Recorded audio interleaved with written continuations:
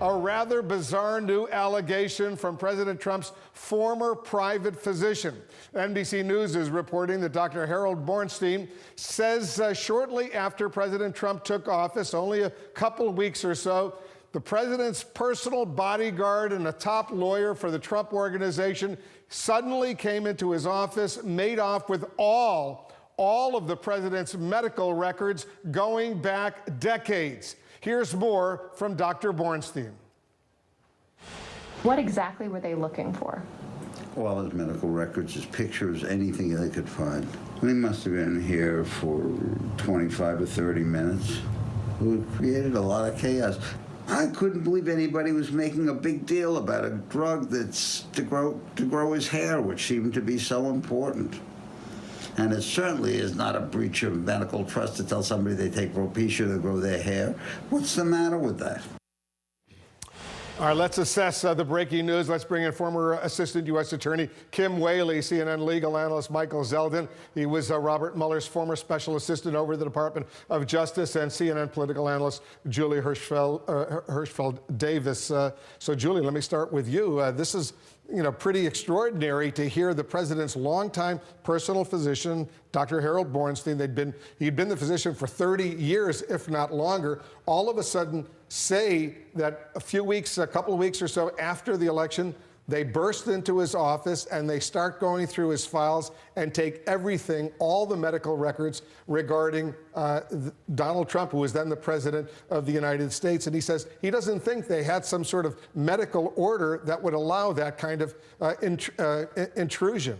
Right. I mean, it's very intriguing. First of all, this doctor is a sort of an odd figure. He's appeared in various points since the president was elected, saying different things about his state of health. But you do have to wonder whether this was a medical issue or a legal issue. And, there are pretty robust privacy laws surrounding all these health records. So on what authority were they doing that? What were they actually looking for? I think we have a lot more questions than we do answers at this point. And it followed a day after the doctor, Dr. Bornstein, had suggested that, yes, the president was taking a drug to increase his hair growth. That's right. And it would seem to me that the procedure here is to say, I'm changing doctors. I'd like copies of all of my medical files so I can port them over to my new doctor. He may have, under HIPAA or other things, an obligation to retain those files himself. So in a sense, it's sort of a burglary. They just sort of took out this stuff without any sort of legal process that authorized them to do that.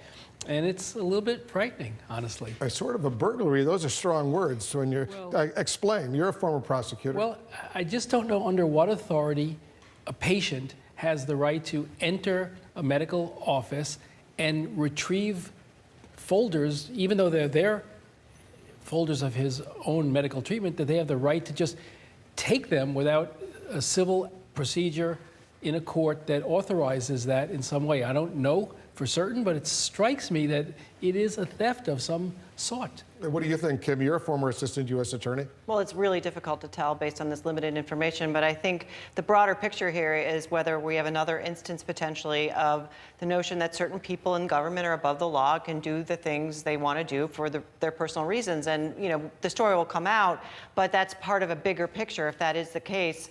Where we've seen that this particular administration not really adhering to the norms and rules that everybody else adheres to. So we'll see how this comes out. Dr. Bornstein says he's speaking out after the whole incident over the past few weeks with Dr. Ronnie Jackson, who was the White House physician nominated by the president to become Secretary of Veterans Affairs. He's speaking out now that he said he, Dr. Bornstein, felt raped, frightened, and sad when Keith Schiller, the president's longtime bodyguard, who was then working in the White House, and another large man, his words, large man, came into his office on February 3rd. This was 2 weeks after the January 20th inauguration, and said they were taking everything. Bornstein said they must have been here for 25 or 30 minutes.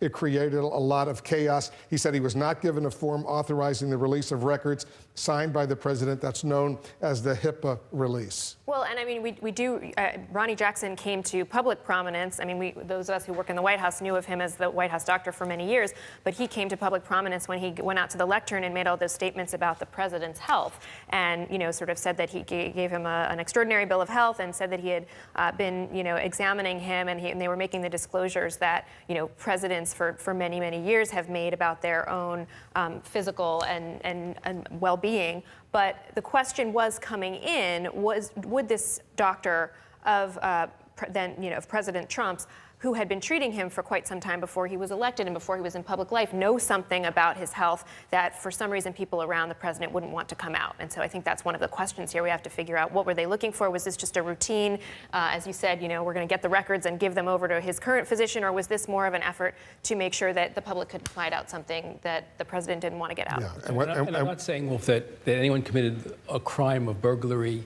or theft. I'm just saying it has the sort of appearance of an unlawful taking, but I'm not accusing anyone of a crime. Yeah, and in this report, Bornstein said that the Trump team cut all ties with him, even though he'd been a physician for 35 years or so, after Bornstein had told the New York Times that Trump, as we said, was taking Propecia. That's a drug for enlarged prostates that is often prescribed to stimulate hair growth in men as well. The story quotes Trump as saying that quotes Bornstein as saying after he told the New York Times about that, they completely cut ties with him. You think you're going to be the White House physician? Well, guess what? They said to him, you're not going to be the White House physician. Does this fit into a broader legal picture, Kim, that you see right now, what happened with this longtime personal physician of the president? Well, I think it fits into a broader legal picture to the extent to which we're seeing this president make attempts prior to the election